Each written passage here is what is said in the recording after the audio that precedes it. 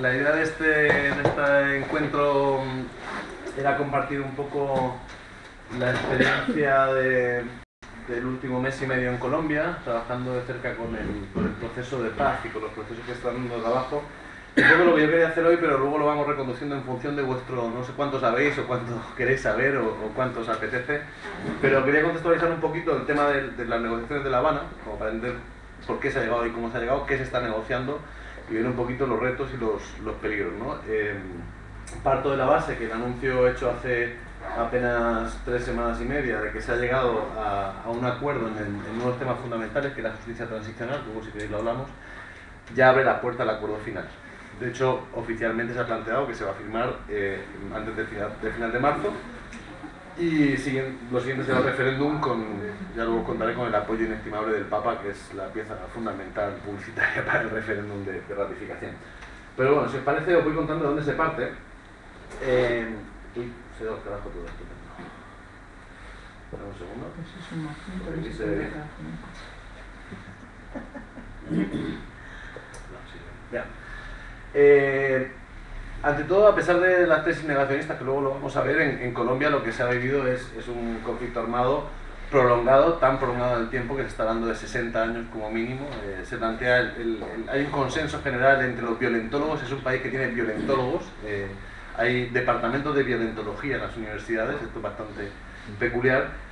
Se plantea 1948 como el inicio de todo este ciclo de violencia, ¿no? El asesinato de Gaitán en 1948, el Bogotazo que se produce inmediatamente después y la guerra entre liberales y conservadores que se da en todos los años 50, se considera que es el inicio del conflicto armado interno. ¿Por qué? Porque efectivamente después del asesinato de Gaitán hay una guerra civil de facto, no declarada pero de facto, que solamente para con un acuerdo entre los dos partidos principales, el liberal y el conservador, de reparto del poder, con el Frente Unido. No voy a entrar en la historia porque sería muy largo y entonces no hablaremos de hoy, pero un poco para que veáis que el proceso es muy largo y por lo tanto la violencia, la transformación de la violencia, la transformación del conflicto, hay muchos momentos del conflicto. No tiene nada que ver lo que pasaba en los años 60 con lo que pasaba en los años 90, que probablemente es la clave para entender lo que ocurre ahora, con lo que está pasando ahora en los 2000.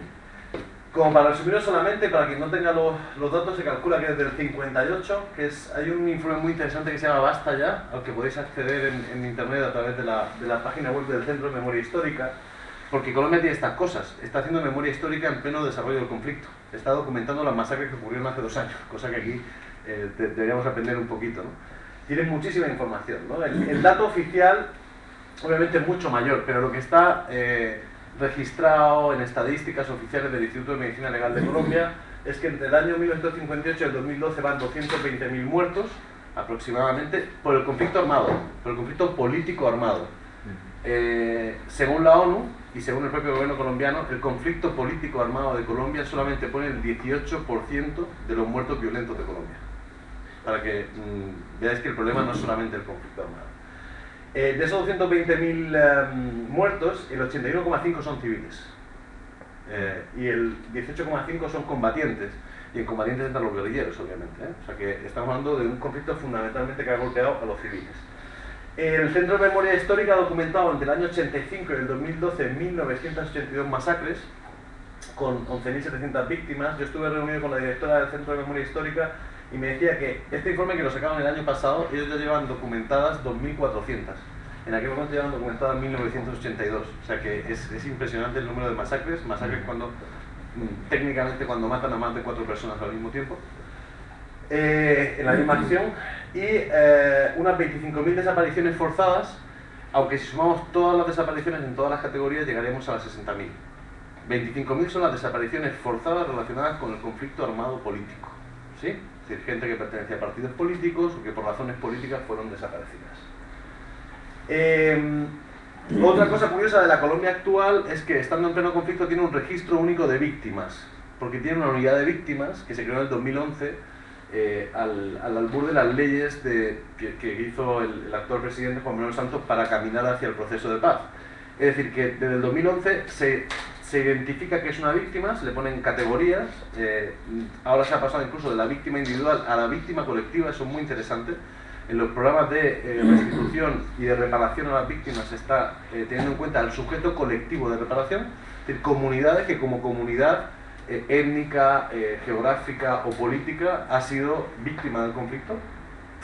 Pues en las víctimas individuales, a día de hoy, he comprobado el dato hoy porque tiene un contador, tú lo puedes ir viendo en tiempo real, son 7.620.114 víctimas.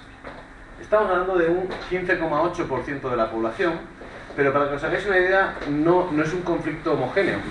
En el Chocó, que es la zona donde más tiempo pasaba en este viaje, que es la frontera con Panamá, zona del Pacífico, fundamentalmente de afrodescendientes e indígenas, pero fundamentalmente afrodescendientes, una zona muy compleja, es todo el departamento del Chocó, es decir, la comunidad autónoma del Chocó, tiene 500.000 habitantes y 365.000 están registrados como víctimas.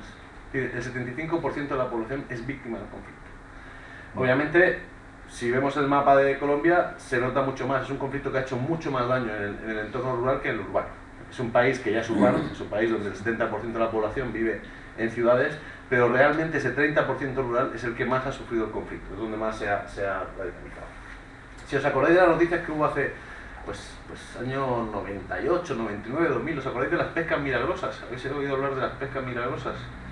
Bueno, esta es una técnica que puso en marcha la FARC y que el ELN la imitó, y fue una estrategia para urbanizar el conflicto. Las FARC y el ELN se dan cuenta a final de los 90 que las ciudades no sienten el conflicto, que es un tema rural y que por tanto a las élites, al establecimiento colombiano, bueno, pues en realidad los que mueren son campesinos, son negros, son indígenas, no es tan molesto. Y entonces inventa una cosa que dicen, bueno, primero hay que hacer que todo el país sienta que la guerra tiene que ver con ellos, y por tanto hay que hacerlo aleatorio y hay que hacerlo urbano. Entonces las pescas milagrosas consistían en que se entraban pongo un ejemplo, a Cali, llegaban a un restaurante, subían a un autobús a las 82 personas que veis y las secuestraban directamente.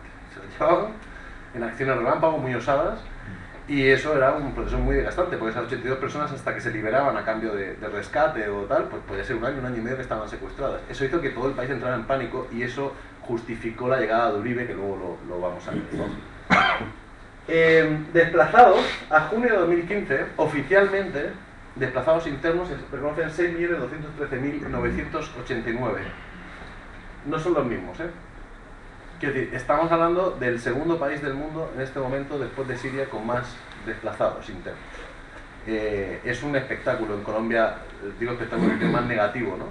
Ver los bolsones de desplazados en las ciudades, desarraigados, mendigando, una situación dramática, tiene unas consecuencias muy complejas que luego también abordaré.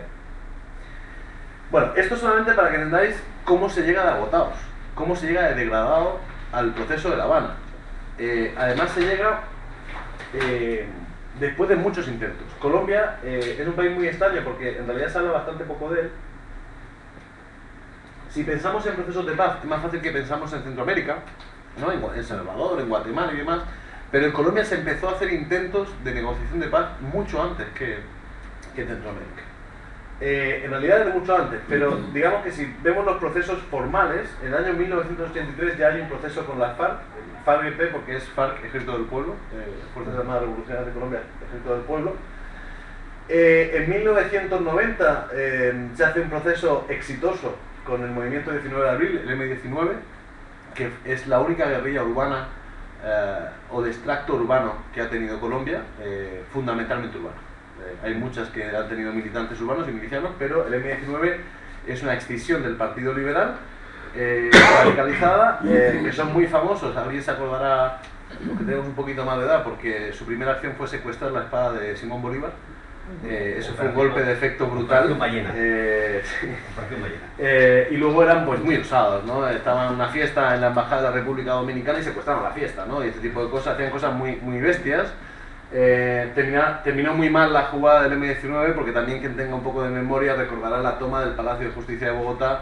El M-19, en conexiones poco confesables con Pablo Escobar y los narcotraficantes extraditables, tomaron el Palacio de Justicia. El presidente en aquella época es un tipo que viene bastante a menudo a Santander, Belisario Betancourt, viene a la Universidad Internacional de Pelayo, ahora es poeta.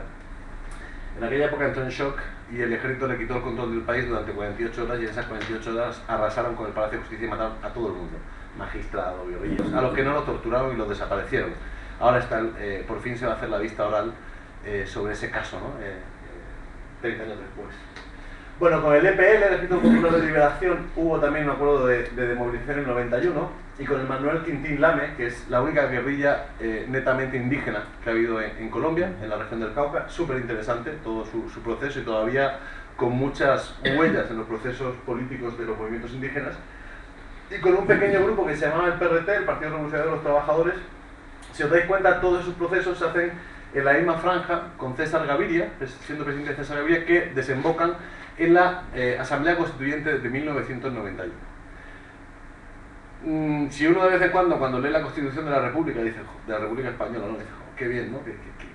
Qué constitución más guapa en aquella época, y qué lamentable, ¿no? Que ahora tengamos esta. Pues si queréis ver literatura fantástica, leer la Constitución del 91 de Colombia es maravillosa. Realmente es una gozada. Reconoce los derechos étnicos, la plurinacionalidad, los derechos sexuales. O sea, era una cosa alucinante que sigue en vigor, que ha tenido un recorrido realmente corto, pero que sí permitió que los movimientos sociales y políticos se agarraran a la Constitución a la hora de reivindicar. Y eso ha sido muy importante, especialmente para las minorías étnicas, que no son tan minorías. Por ejemplo, los afrodescendientes, que son el 25% de la población del país. Luego hubo, bueno, es que ha habido N guerrillas en Colombia, ¿no? La corriente de renovación socialista en el 94 se desmovilizó. Todo esto, en medio además ha habido trasvases, ¿no? Por ejemplo, el Ejército Popular de Liberación, el EPL, que fue muy importante en una región bananera, en Urabá, y que fue muy importante en la conformación del movimiento sindical contemporáneo colombiano. El EPL, cuando se desmoviliza, hay una parte que dice, no, yo no me desmovilizo. El EPL históricamente estaba peleado con las FARC, entonces las FARC se dedican o te sumas a mí o te extermino. Hubo una matanza bastante importante por parte de la FARC del EPL, y entonces los que se sintieron perseguidos se pasaban a los paramilitares. E incluso uno ahora puede encontrar ahora mismo un guerrillero del ELN que fue del EPL, pero antes fue de las FARC, pero en algún momento fue del PRT. O sea, eso puede ocurrir. Porque desmovilizarse es muy complicado, ahora lo veremos, pero es que es muy, muy duro. Especialmente gente como la FARC o el EPL o el ELN, que son los que más tiempo llevan en lucha. El EPL ya no existe, que llevan 40, 45, 50 años luchando en la montaña, ¿no? Y es muy difícil la desmovilización. Con el ELN, el Ejército de Liberación Nacional, que tiene una profundísima relación con nuestro país, con España, ha habido 850.025 intentos. El más exitoso no fue una negociación, sino un intento de exterminio. Al ELN hubo una operación brutal a final de los 80 para exterminarlo, casi lo consiguen. Sus militantes se tuvieron que desperdigar por todo el país, y el que lo reunifica y vuelve a darle forma al ELN es el cura Manuel Pérez, no os lo habéis oído hablar, aragonés, de pro. Es la única placa que he visto en una calle española en homenaje a un líder de una guerrilla extranjera, ¿no? Porque era un cura español con una historia fascinante, que si os interesa la escribió Broderick en un libro que se llama El guerrillero invisible, que es un lujo de libro. El ELN, ahora veremos el momento que vive ahora, es la segunda guerrilla más importante de Colombia en este momento. Y que esto solamente, hay más intentos en medio, hay mucho más procesos, no lo voy a relatar porque es bien complejo. Sí explica muy bien lo que ha pasado. En el proceso con las FARC, esto sí lo voy a contar brevemente, que empieza en el año 83 y termina más o menos en el 88, el gobierno de Belisario Betancourt y las FARC llegaron a un acuerdo de movilización, un acuerdo firmado, real, y la FARC creó un partido político, la Unión Patriótica. El establecimiento de Colombia no le gustaba mucho la idea, pero dijo, bueno, la FARC dijo, vale, yo creo el partido político, pero no entrego las armas hasta que no me garanticen que esto va a funcionar. No entregó las armas. La Unión Patriótica se presentó a las elecciones municipales y departamentales que había inmediatamente después, y el país entró a temblar porque consiguieron algo así como 200 alcaldías, 8 diputados nacionales, 12 senadores. Y a partir de ahí, el ejército, en alianza con sectores del narcotráfico y con el establecimiento colombiano, con nombre y apellidos, con empresarios colombianos, los exterminaron. Es lo que en Colombia se llama como el genocidio de la UP, de la Unión Patriótica, que está en la Corte Interamericana de Derechos Humanos y está en la Corte Penal Internacional, porque en 8 años, tiro en la nuca, uno a uno, mataron a 4.500 políticos de la Unión Patriótica, es decir, a la intelectualidad de la FARC. La FARC se quedó sin cuadros políticos potentes, con muy pocos, porque mataron a todos. cargos electos. De los 4.500 electos eran creo que 600, pero el resto eran pues parte del aparato político, militantes, sindicalistas, 4.500, contados con nombre y apellido, una absoluta locura. Bueno, cuando se da el último proceso con la FARC, que es del 98 al 2002, con un presidente bastante peculiar, que es Andrés Pastrana, ese proceso tiene, me pongo un poquito de frío que si no me tiene dos características. Una, se hace una zona de despeje, se deja una zona para que las FARC se concentren y poder negociar dentro del país. La FARC dice ya no queremos negociar más fuera del país. Se había negociado en México, se había negociado en Dominicana, se había negociado en Alemania. No, queremos negociar dentro del país. Y se hace una zona de despeje de 45.000 hectáreas. Gigante. Y básicamente se hace una pequeña república de la FARC, que dura 3 años. El relato oficial lo que dice es que esos 3 años las FARC lo utilizaron para estafar a la sociedad colombiana y reforzarse. Efectivamente, la FARC pasó de tener 12.000 hombres a tener 22.000 en esos 3 años. Lo que no se cuenta es que en esos 3 años, donde en realidad ninguno estaba negociando, estaban fingiendo las dos partes, Bill Clinton, ¿os suena? Ese señor tan simpático, que recordamos por una becaria, pero porque parece que no hizo nada más. Bill Clinton diseñó, firmó y financió el Plan Colombia.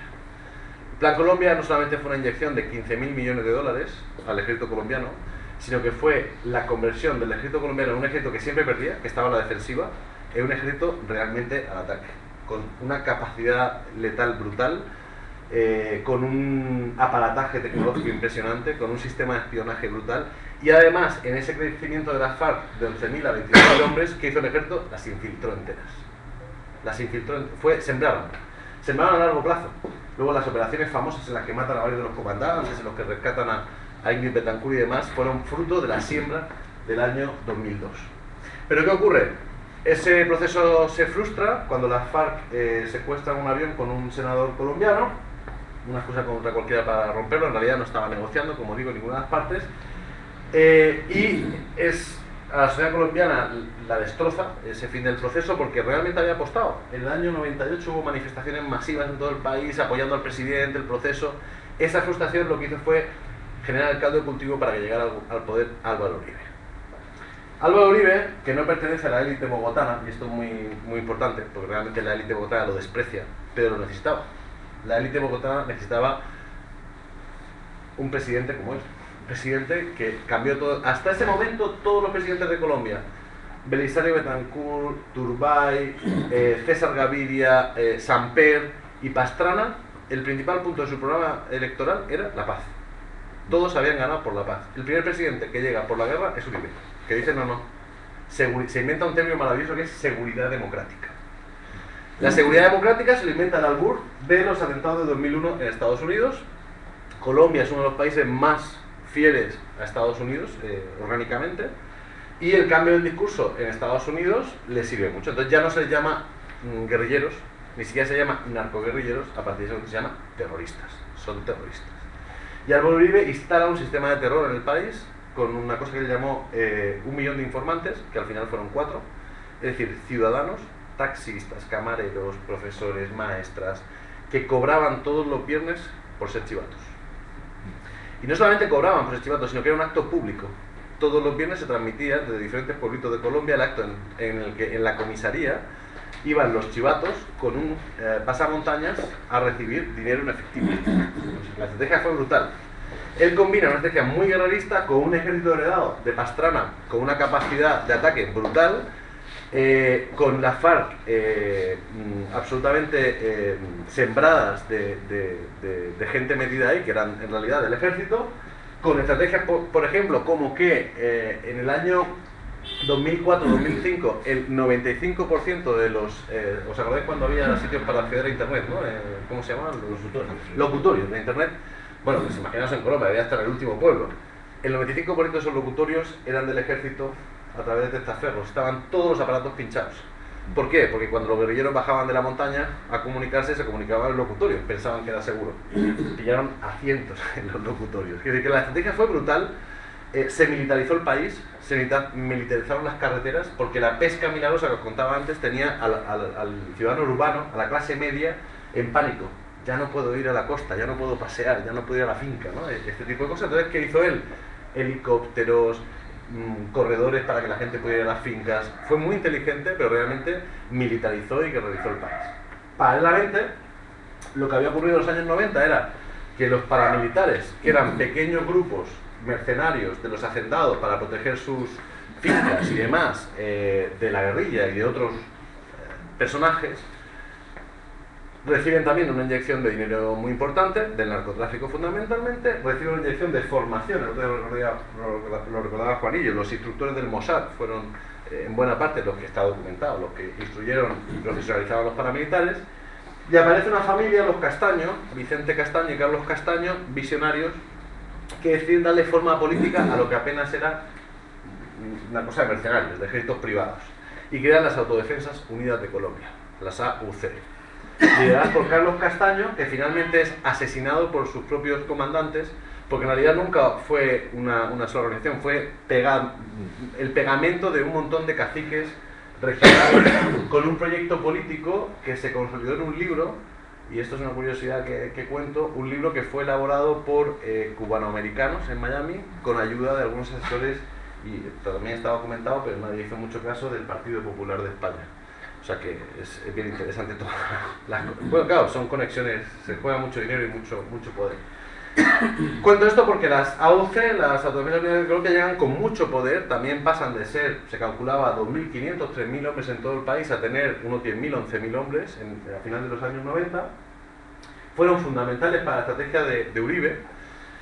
Durante un tiempo en Colombia fue legal tener grupos paramilitares, tenían un nombre tan interesante, legal, que eran las Convivir, cooperativas de vigilancia y no sé qué vecinal.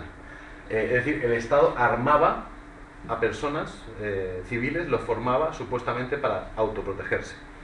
Eso terminó lo que terminó, las AUC. Uribe, cuando ya los paramilitares se han ido de la mano, controlan una buena parte del tejido urbano, el tejido rural lo sigue contando la guerrilla, se inventa una cosa maravillosa que es la Ley de Justicia y Paz, hace unos diálogos con los paramilitares, lo cual es insólito. Es el primer gobierno del mundo que le da estatus político a grupos paramilitares, que no tienen ningún ideario político, que no tienen ningún proyecto para el país. O sea, no son actores políticos, no están ni siquiera reconocidos dentro de la Carta de Ginebra, ¿no? Son actores paraestatales, son delincuentes. Negocia con ellos una cosa muy bonita, que es la Ley de Justicia y Paz, muy eufemística, que básicamente lo que hace es blanquear a narcotraficantes y paramilitares. Se calcula, Clara López, que es una estudiosa del tema, dice que había unos 11.000 paramilitares y en el proceso de desmovilización se desmovilizan 38.000. O sea, hay 27.000 que salieron de la noche a la mañana. Estaban todos los narcos del país ahí metidos. ¿Por qué? Porque la Ley de Justicia y Paz decía que si tú contabas la verdad, si tú contabas lo que habías hecho, si tú reconocías lo que habías hecho, el máximo de tiempo que podías pasar en la cárcel era 8 años. Y era una cárcel colombiana. Era la promesa. Cuando algunos comandantes paramilitares se sintieron traicionados, porque hubo otros aspectos del acuerdo no escritos que no se cumplieron por parte del gobierno, empezaron a hablar. Entre ellos un narcotraficante muy famoso y paramilitar, Don Berna, y Don Mario también empezó a hablar. Y entonces, ¿qué ocurrió? Se saltaron ese capítulo de cárcel colombiana y le pidieron a Estados Unidos que los pidieran extradición. Y los mandaron a Estados Unidos volando para que no hablaran. O sea, el tema de Uribe es bien interesante, todo esto con el aparato de espionaje y demás. Esto rompe en ese momento con Uribe cualquier posibilidad de negociación con las guerrillas. Además, las FARC públicamente decían ya pasará Uribe, ya pasará Uribe. Uribe hizo cambiar la Constitución para repetir un mandato y deja de... es su teoría de la negación del conflicto, ¿no? Él además dice, Uribe dice, no hay guerra, hay terrorismo. Y esto prendió en el país, porque las televisiones, los medios oficiales lo repitieron hasta la saciedad, incluso en España. El grupo Prisa, que tenía tremendos negocios en Colombia, es de los que fue un gran publicista de Álvaro Uribe y de sus tesis y de su gente, ¿no? Y la Colombia modernizada, ya no hay guerra y demás, y se puede ir allí y demás. Bueno, claro que había guerra, claro que había conflicto, brutal. Probablemente son los años más duros del conflicto de las últimas 3 décadas. Álvaro Uribe, en su último periodo, del 2006 al 2010, tenía un ministro de Defensa, que ahora se ha olvidado que fue ministro de Defensa de Álvaro Uribe, que se llama Juan Manuel Santos, el actual presidente de Colombia. Juan Manuel Santos no es de la élite, es de más arriba. Los Santos han sido dueños del país históricamente, han puesto presidentes, son los dueños del periódico El Tiempo, el principal periódico, bueno, ya no son tan dueños porque han vendido parte al Grupo Planeta, pero el principal periódico del país, son gente muy, muy influyente. Y Santos fue el ministro de Defensa. Es decir, las grandes operaciones en las que cae Raúl Reyes, en la que recuperan a Ingrid Betancourt haciéndose pasar por miembro de la Cruz Roja, no sé si acordáis, son noticias que fueron bastante conocidas. Era Juan Manuel Santos el ministro. También fue el ministro de una cosa que se llama como el caso de los falsos positivos. ¿Habéis oído hablar de eso? ¿No? Falsos positivos es que este hombre, de acuerdo con Estados Unidos, que es muy importante esta jugada, pone criterios empresariales en el ejército. Y dice, la escala salarial va a ir en función de resultados.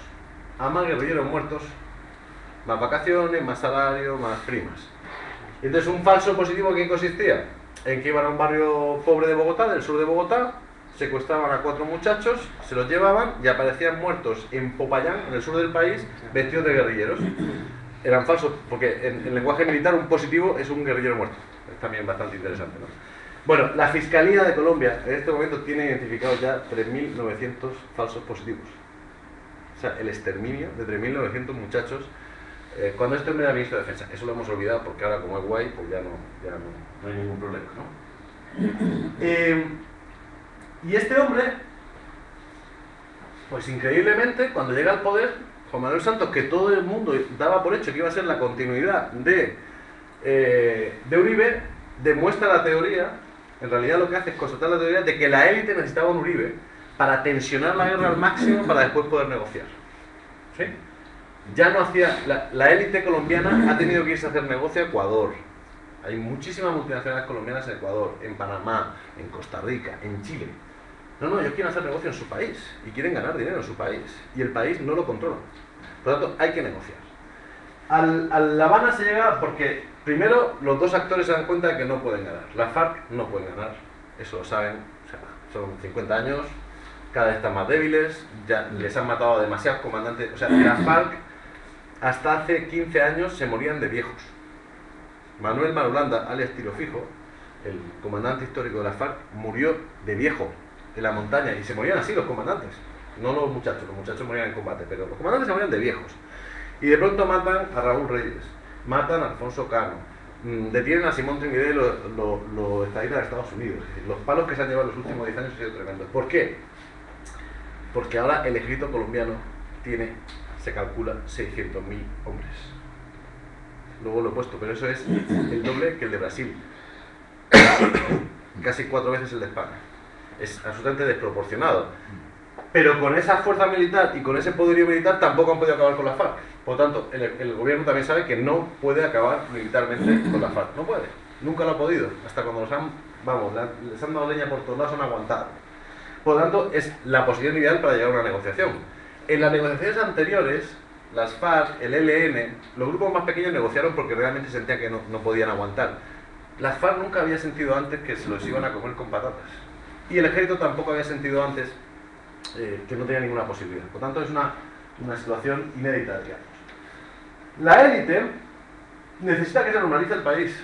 La élite no solamente la economía, la extranjera.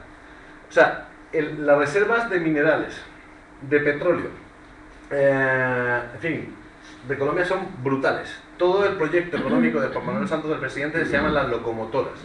La locomotora minera, la locomotora energética, y no han podido desarrollarlo porque donde está el petróleo, donde está la energía, donde se pueden construir hidroeléctricas, ¿quién controla ese territorio?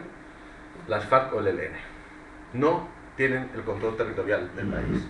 Y las élites necesitan retomar ese control para poder ganar dinero. Es decir, no es un momento de generosidad altruista de las élites, es necesidad pura y dura, ¿no? Pero bueno, bienvenida sea porque ha permitido esto. Necesitan regularizar la propiedad de la tierra. En Colombia hay un cacao de tierra impresionante, primero por la usurpación de tierras que ha habido, segundo por todo el proyecto paramilitar de contrarreforma agraria. Los paramilitares realmente han hecho una contrarreforma agraria del país. Entonces nadie sabe de quién es la tierra.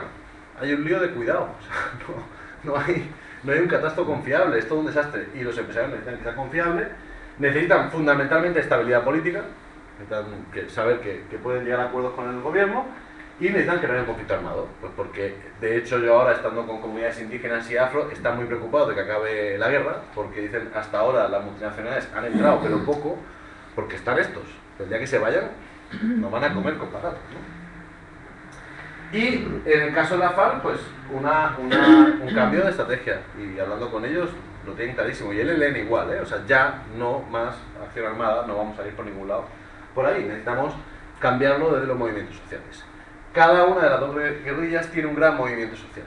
La FARC está detrás de una cosa que se llama la Marcha Patriótica, no sé si habéis oído hablar de ella, es un movimiento inmenso, social, muy potente, que reúne a muchísimos colectivos y a mucha gente, y el ELN está detrás, o al lado, o por delante, no sabemos, de una cosa que se llama el Congreso de los Pueblos, que es un proceso constituyente muy poderoso también, que lleva ya 10 años caminando. Bueno, esto lo voy a ir más o menos rápido. Las etapas del proceso han sido las normales, una de exploración. La etapa de exploración del diálogo se hizo fuera de Colombia, lo reventó Uribe. Uribe tiene muy buena información, y si queréis divertiros, el Twitter de Uribe es de lo más apasionante, porque el tipo revienta todo ahí. Y el tipo, cuando estaban en exploración de manera secretísima, ¿no? La bomba en Noruega, por Twitter reventó las negociaciones. Entonces, por suerte, el gobierno y la FARC dijeron, bueno, pues no, seguimos, ahora sí seguimos en serio, y se fueron para La Habana y lo hicieron público, pero casi se carga en la fase de exploración. La fase de establecimiento del diálogo fue muy rápida porque ya estaba muy trabajada en Noruega, pero también se terminó con lo que se llamó la firma del acuerdo general, que es un acuerdo general, también está todo en red. Hay una página que se llama mesadedialogo.com.co donde está todo. Es un diálogo en una parte transparente, no, obviamente no. Hay una parte de refrendación, es decir, la sociedad tiene que participar de alguna manera. La gran crítica de la sociedad es nuestra participación está siendo mínima, y realmente está siendo mínima. Es una crítica que hay. Lo que dicen los que apoyan el proceso es que esto no es un proceso de paz, es una negociación de paz entre la FARC y el gobierno. No es un proceso de paz del país. El proceso de paz empieza el día que se firme el acuerdo. Y la aplicación del acuerdo, que tiene, que bueno, en Colombia ya se le ponen todos los nombres. Ahora hay maestrías y doctorados en la universidad en posconflicto. Todavía no han terminado, pero entonces ya los sectores sociales dicen, no hablemos de posconflicto, hablemos de posacuerdo, porque cuando se firme no ha acabado el conflicto, las raíces del conflicto siguen ahí. O posnegociación, para ser más exactos de lo que está pasando. La negociación, os cuento porque es interesante, bueno, a mí me parece interesante cómo se plantea la negociación, como los términos de la negociación, ¿no? Se llegó a un acuerdo de que no iba a haber despeje, la experiencia de los despejes había sido dramática, así que no despeje. Hay dos países garantes, que son Noruega y Cuba, y hay dos países acompañantes, es un papel diferente, Chile y Venezuela. En este punto, yo sí quisiera destacar algo que nunca va a ser reconocido, y es que si las FARC se sentaron a negociar con el gobierno, fue, y tengo suficientes fuentes como para poder afirmarlo, porque Hugo Chávez las convenció. Y Colombia le deberá durante mucho tiempo, y no lo va a saber, a Hugo Chávez, que fue el que le dijo a las FARC, muchachos, yo os apoyo, pero esto no va a ningún lado. O sea, tenéis que tomar el poder de otra manera, pero esta ya no funciona. Y realmente los convenció. Venezuela es clave en esta jugada, tanto con la FARC como con el ELN. Es clave en la negociación. Esto ha sido muy criticado, pero en realidad en los otros procesos de negociación también fue así. Diálogos en medio de la confrontación, no hay cese bilateral del fuego. Ha habido dos ceses unilaterales de la FARC, que lo han utilizado políticamente, o sea, han dicho, no, nosotros paramos. Pero el acuerdo ha sido no paramos. Y el acuerdo es, pase lo que pase, no nos levantamos de la mesa. Pase lo que pase. Ya han pasado muchas cosas en estos 3 años, han matado mucha gente, ha habido de todo, pero no nos levantamos de la mesa. Esto, el gobierno obviamente impone este principio para no dar espacio militar a la FARC y porque no puede permitírselo ante la opinión pública. Otra condición que no he puesto aquí, pero es muy importante, es muy importante para entender lo que está pasando, no se discute el modelo económico. En la mesa, ahora lo veréis en los puntos, no se está discutiendo el modelo económico, ni de broma. Eso fue una condición del gobierno y la FARC lo aceptó. Otro principio es, no hay nada acordado hasta que esté todo acordado. Es decir, aunque lleguemos a acuerdos parciales sobre tema agrario, sobre tema narco, sobre desmovilización, hasta que no tengamos hasta el último punto cerrado, no hay un acuerdo. No podemos hacer público un acuerdo. Tiene que haber consultas a la sociedad, como os decía. La agenda es fija, son 6 puntos, ni uno más ni uno menos, no se puede alterar en todo el proceso de negociación, que como digo, lleva 3 años, 3 años públicos. 1 año de exploración y 3 años públicos. Y la representación que esté en La Habana es plenipotenciaria. Es decir, no tiene que consultar con Bogotá o no tiene que consultar con la selva. Lo que se negocia aquí, las que estén, tienen poder de ratificar. Las dos delegaciones son rotatorias. Es decir, aunque tienen miembros fijos, tienen miembros que van rotando. Eso está siendo muy importante en el caso de la FARC, porque todos los comandantes, absolutamente todos los comandantes de la FARC, de todos los territorios, están pasando por La Habana. Y eso es muy importante porque hay comandantes que no habían salido de la selva en 25 años. Y están muy aislados intelectualmente, humanamente, en muchos sentidos. Entonces, la gente te dice, uy, se nota un montón cuando el comandante de mi zona ha ido a La Habana y vuelve, vuelve suavecito. La FARC también lo ha hecho porque la FARC, por la intensificación de la guerra en los últimos 10-12 años, había perdido mucha comunicación con los frentes. Los frentes eran autónomos porque ya no podían coordinarse, tenían muy difíciles las comunicaciones. Entonces también era muy importante que pasaran todos por ahí para garantizar que estuvieran alineados. Bueno, la agenda básicamente son estos 6 puntos. Política de desarrollo agrario integral, fijaros que no se habla de reforma agraria, ya como mental a la bestia. Participación política, fin del conflicto, solución al problema de las drogas ilícitas, víctimas, implementación, verificación y refrendación. ¿En qué se ha llegado ya a acuerdos cerrados hasta ahora? Política de desarrollo agrario integral, está finiquitado el punto, han llegado a acuerdo completo.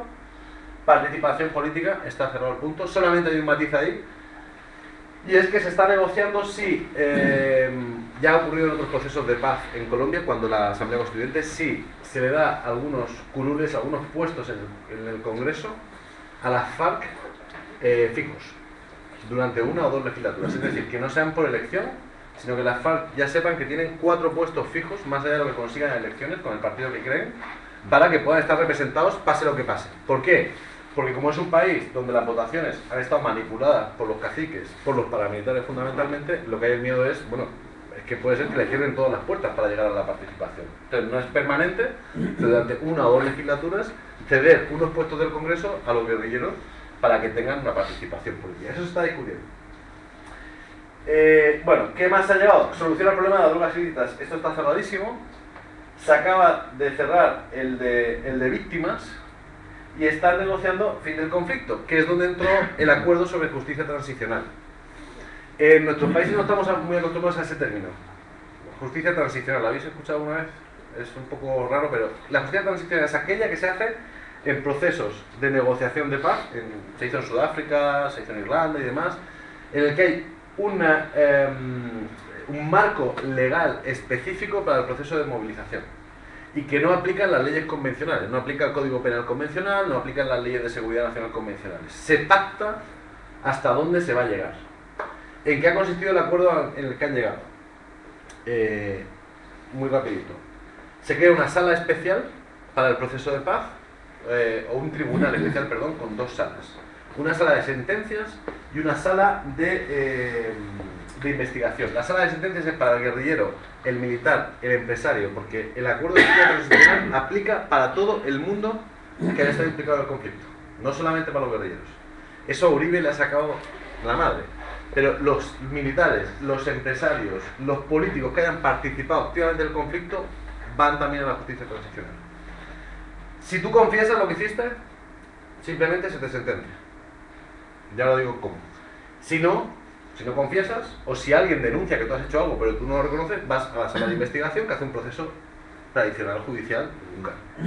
¿Qué ocurre después? Pues varias cosas. Se ha llegado al acuerdo de que no hay privación de libertad, sino restricción de libertad. Especialmente en el caso de la guerrilla. Es decir, los guerrilleros que sean condenados van a tener restringidos sus movimientos en lo que se llaman zonas de reserva campesina, en unas zonas específicas, no van a poder salir de ahí, pero no van a ir a una cárcel. Es como una libertad controlada, o como una casa por cárcel, o como, en este caso sería territorio por cárcel. Pero incluso, aunque hayan sido condenados, excepto que hayan sido condenados por delitos de lesa humanidad, pero si tú has sido condenado por un atentado fallido, o por un tiro en la nuca, que no es considerado delito de lesa humanidad, tú puedes participar en política, parte del acuerdo. ¿Para qué? Porque si no bloquean todo, si no se empieza a generar un sistema de denuncia brutal y bloquean a todo el mundo, nadie podría participar en política. El acuerdo es mucho más complejo, tiene mucho más matices, tiene mucho más... En fin, también parece ser, porque no se conocen todos los términos, se sabe que han llegado al acuerdo, pero no se conocen todos los términos, porque hasta que no lleguen a todos no se comunica. Parece ser que también han negociado que no haya extradición a Estados Unidos. Es decir, el 80% de los comandantes de la FARC están reclamados en extradición por Estados Unidos. Después de que han llegado al acuerdo, este es como el cubo. Cuando terminen aquí, ¿qué quedaría? Pues toda la fase de implementación, verificación y refrendación. Es decir, cuáles van a ser los pasos, ¿por qué? Este es un proceso de paz muy extraño. Las FARC no se pueden desarmar. No pueden. Sería ilógico, nadie se lo puede pedir. Porque en Colombia, además de la FARC, está el ELN, están los paramilitares, están los carteles del narco, o sea, tú no puedes entregar el arma y volver a tu pueblo, te matan. Todo el mundo tiene armas. No, y además hay actores organizados interesados, es decir, que no es cualquier cosa. Por lo tanto, se ha combinado en la política de desarrollo agrario integral, se le ha dado mucha importancia a una figura que ya existía en la legislación colombiana, que es las zonas de reserva campesina, que son áreas donde no solamente hay reglas del juego de participación políticas específicas, sino que, por ejemplo, está prohibido el extractivismo, no puede haber inversión extranjera directa, no puede haber explotación de hidrocarburos, y hay todo un esquema de economía social. La zona de reserva campesina se supone que va a ser el experimento de la FARC. ¿Es diferente de los resguardos? O... Es muy diferente. Es muy diferente, porque la zona de los resguardos es titulación colectiva indígena reconocida, y ahí no puede haber una zona de reserva campesina. Es en zonas donde no hay ni resguardos indígenas ni tierras colectivas afrodescendientes, que es una figura reconocida en Colombia. La última que leí creo que son 90 y pico zonas de reserva campesina en todo el país, entonces supone que son los lugares donde además se va a concentrar la FARC. O sea, en la fase inicial de movilización se van a concentrar ahí, mientras, digamos, compruebas si la cosa va en serio o no. Porque, como os he contado, estuvo el exterminio de la Unión Patriótica, es decir, las FARC no confían en el establecimiento, y con cierta razón, ¿no? Vale, así que faltaría esto. Y la refrendación es, el gobierno y la FARC se comprometió, desde el principio dijeron, lo que se acuerde va a referéndum nacional. Referéndum nacional sí o no. Y ahí es cuando decía al principio, de broma, pero no es nada de broma, es que tienen ya fichado al principal publicista, que es el Papa. Que Colombia es un país muy católico, muy religioso y estas cosas, y entonces se calcula que si en marzo se firma el acuerdo y en mayo o junio es el referéndum, el Papa visita Colombia entre marzo y mayo, vamos, segurísimo, porque tiene que decidir, muchachos, voten a favor de esto. Voy terminando con los retos, riesgos y luego ya hablamos. Son muchos. Voy a contar lo que yo creo y lo que gente la que confío mucho cree. Un riesgo muy grande y un problema es cómo gestionar a los guerreristas y el poder político y mediático que tienen. Álvaro Uribe tiene mucho poder en Colombia en las bases, porque es un tipo muy popular. Álvaro Uribe, esto puede ser un sacrificio lo que voy a decir, pero era a Colombia desde la derecha, lo que Hugo Chávez era a Venezuela de la izquierda, es decir, un hombre que se parecía a su pueblo. Juan Manuel Santos no se parece a un colombiano medio. No se parece ni en la forma, ni en los gestos, ni cómo habla, ni dónde ha estudiado, ni lo que le gusta comer. O sea, no es él come sushi. Un colombiano no come sancocho. O sea, es así. Uribe es muy colombiano, de ultraderecha, pero es muy colombiano. El tipo habla como colombiano, come como colombiano, es meapilas como una parte del país, o sea, es muy colombiano. Y tiene mucho poder, mucho gancho mediático. Entonces, ¿cómo controlarlo? Bueno, pues muy sencillo. Con esta parte, con el papel de Estados Unidos. El único que puede controlar a Uribe, al ejército y a los paramilitares, o sea, la triada terrorífica, es el gobierno de Estados Unidos. Por eso, hay mucha prisa en firmar. Porque una vez que se firme, hay que llevar al referéndum, y una vez que se haga el referéndum, hay que hacer todos los cambios legislativos en la Constitución, más las nuevas leyes, para que todo eso se pueda implementar. Ya parece bastante claro que van a darle poderes excepcionales al presidente Juan Manuel Santos durante una temporada, 6-8 meses, para que haga todo a golpe de decreto. El cambio constitucional no, pero además sí. Pero es que hay otro problema. ¿Qué pasa si los demócratas pierden las elecciones en Estados Unidos? El proceso se va al carajo. Entonces necesitan que todo esto ocurra en un año y medio justito. Así que están apurados por esto. Hace un mes, una semana y poquito antes de que se anunciara este maravilloso acuerdo que ya daba el paso final hacia la paz, fue Juan Manuel Santos a reunirse por primera vez en la historia con Timochenko, el máximo comandante de la FARC, en La Habana. O sea, esto era... O sea, para la élite colombiana haber estado dándole la mano a Timochenko fue una cosa muy dura. Una semana y media antes, el embajador de Estados Unidos Estados Unidos tiene un representante especial en la mesa de negociación en La Habana, eso ya dice algo. No es ni país acompañante ni país garante, pero tiene una persona ahí permanente.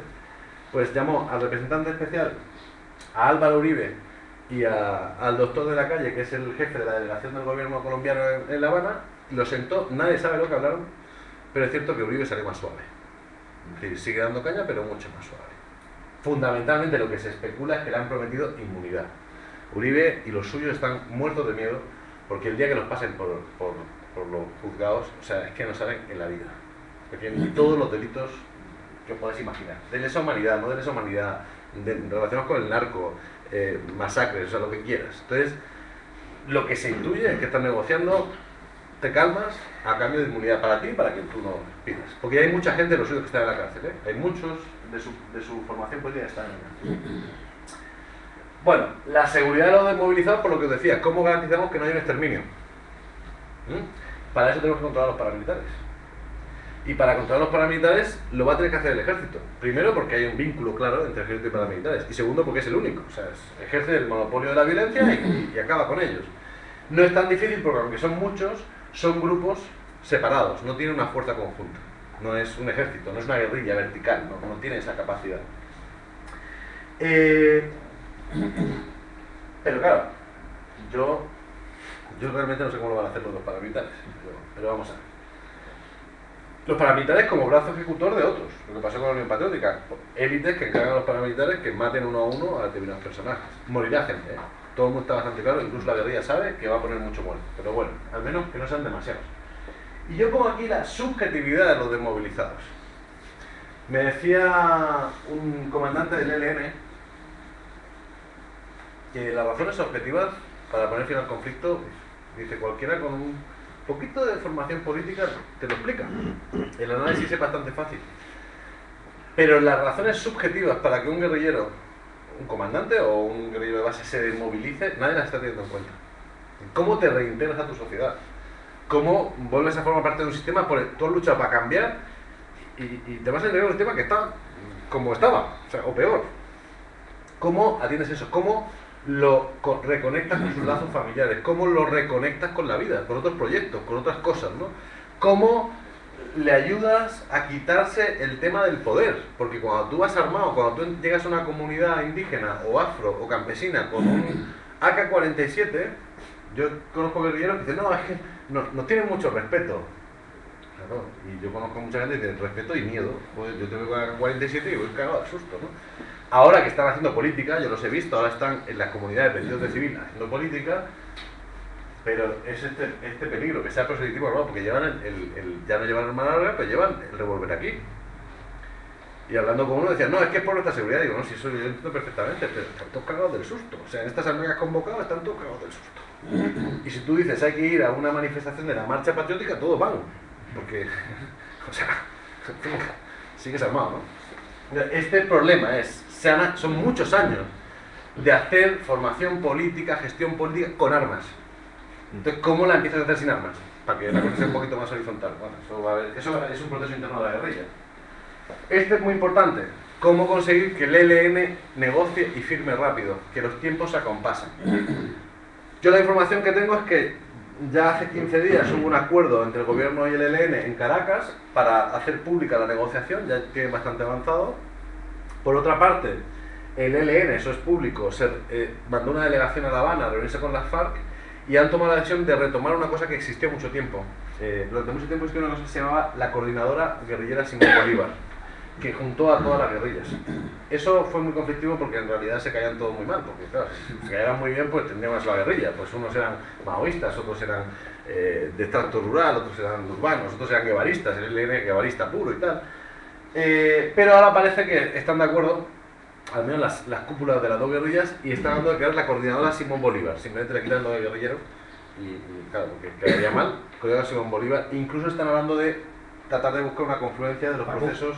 Pero la Coordinadora Simón Bolívar agrupó a otros grupos armados de América Latina, ¿eh? No, yo te hablo de la de Colombia. Sí. La Coordinadora Guerrilla Simón Bolívar, que negoció con el gobierno colombiano en Chalaca y en Santo Domingo, era la FARC, el ELN, el EPL, el Quintín Lama y el M-19.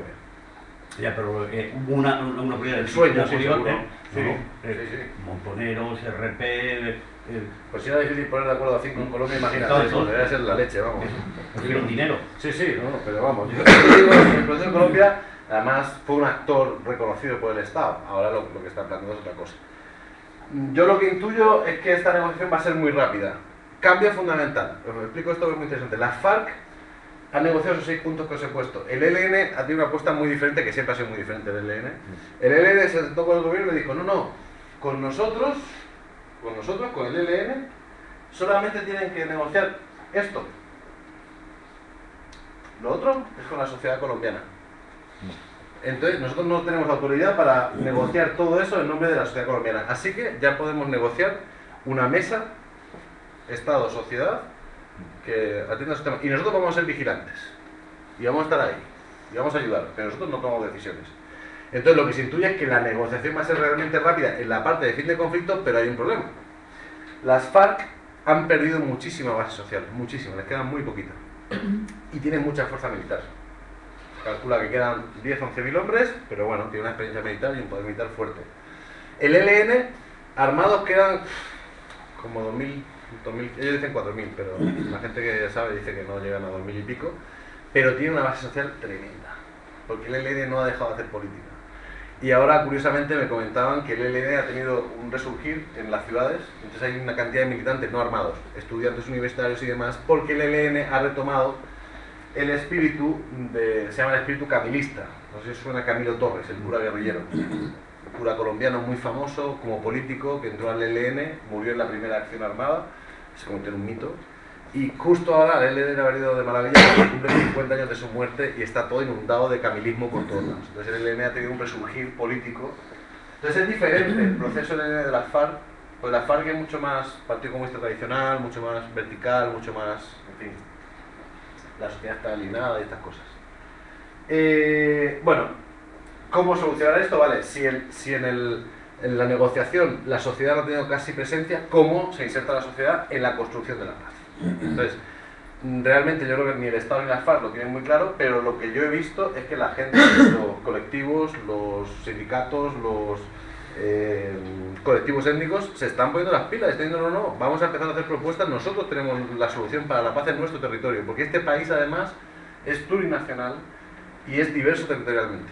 No tiene nada que ver una zona del Caribe con una zona andina o una zona andina con una zona del sur, no tiene nada que ver, ni cultural, ni agrícolamente, ni nada, o sea, ni la economía ni la cultura tiene que ver. ¿Cómo solucionar el tema de usurpación de tierras? Puede ocurrir una usurpación de tierras muy loca, y es que las FARC usurpen tierras a la gente. Eso puede pasar, de acuerdo con el gobierno. El gobierno lo que le está diciendo a la gente es, vamos, como las FARC dicen, nuestros hombres necesitan tierra para poder cultivar, para tener un futuro. El gobierno ha dicho, vamos a hacer un banco de tierras, se llaman así, están en acuerdo, un banco de tierras con las tierras, ¿cómo le llaman? Inoficiosas e incultas. O incultas, nunca le he pillado el porqué, pero bueno, inoficiosas e incultas. Y entonces fijaos el problema, por ejemplo, los afrodescendientes que tienen millones de hectáreas dicen, claro, es que están haciendo el censo nacional agrícola y ellos consideran nuestras tierras improductivas e inoficiosas. Pero no es así, es que nosotros cultivamos una parte y el resto lo protegemos, para nosotros son fundamentales para generar agua, para, en fin, para todo, ¿no? Entonces tienen mucho miedo de que ese banco de tierras usurpe tierras de manera oficial y apelando al proceso de paz. El tema de la reconciliación en la Colombia rural. Imaginaros comunidad de 365 personas en el río Curbaradó. El Frente 57 de la FARC que actúa ahí tiene obviamente hombres que han salido de esa comunidad por convicción o por reclutamiento. Hay mucho reclutamiento forzoso, especialmente de muchachos y de muchachas. Y ese muchacho, esa muchacha vuelve a la comunidad. Por ejemplo, una de las cosas que no se sabe si lo han acordado, pero se dice que sí lo han acordado, es como guarda forestal. Una de las cosas que el gobierno ha propuesto es que los guerrilleros sean los guardas forestales, los parques naturales y de todo eso. Y claro, la gente dice, claro, es que este tío participó en una acción en la que mataron a mi madre, mi hermano perdió una pierna, y yo llevo sin cultivar 5 años porque está en mi comunidad rodeada de minas antipersonas. Y ahora me lo toca aguantar. Tema muy complicado de la reconciliación. Con otra amenaza, el repoblamiento, que ya ha empezado.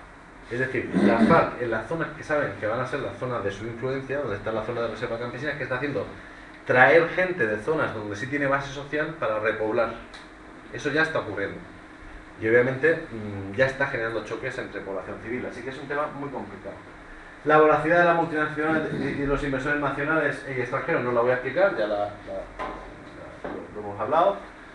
Y luego un tema que se habla poco, Jorge Molano, el abogado colombiano que vino aquí, lo trajo Brigadas Internacionales de Paz hace un par de meses, quizá 3, lo planteó, yo creo que fue muy inteligente al plantearlo, es que también hay que desmovilizar a las fuerzas militares.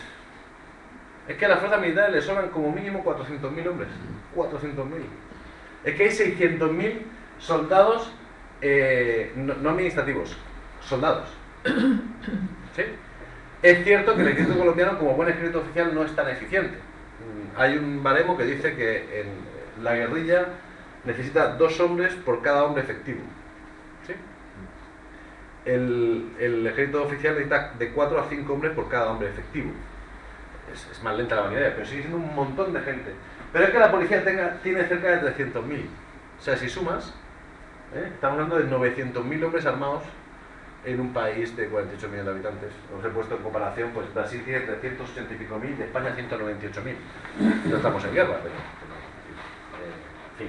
Y es algo así como el 6% del PIB de gasto militar. ¿Soluciones que se están planteando? No se desmovilizan, les damos negocio. Una de las soluciones que parece que la está aportando Cuba con el aval de Estados Unidos es que el ejército colombiano sea un poco como el ejército cubano, que se convirtió en una gran empresa, que gestiona los hoteles, gestiona las empresas nacionalizadas, ¿no? En el caso de Cuba, bueno, lo que están planteando es que como Colombia necesita una inversión en infraestructura tan grande porque está destrozada, necesita casi una empresa constructora mega gigante, que sea el ejército, y así pueden seguir robando, porque roban mucho, y ganando pasta.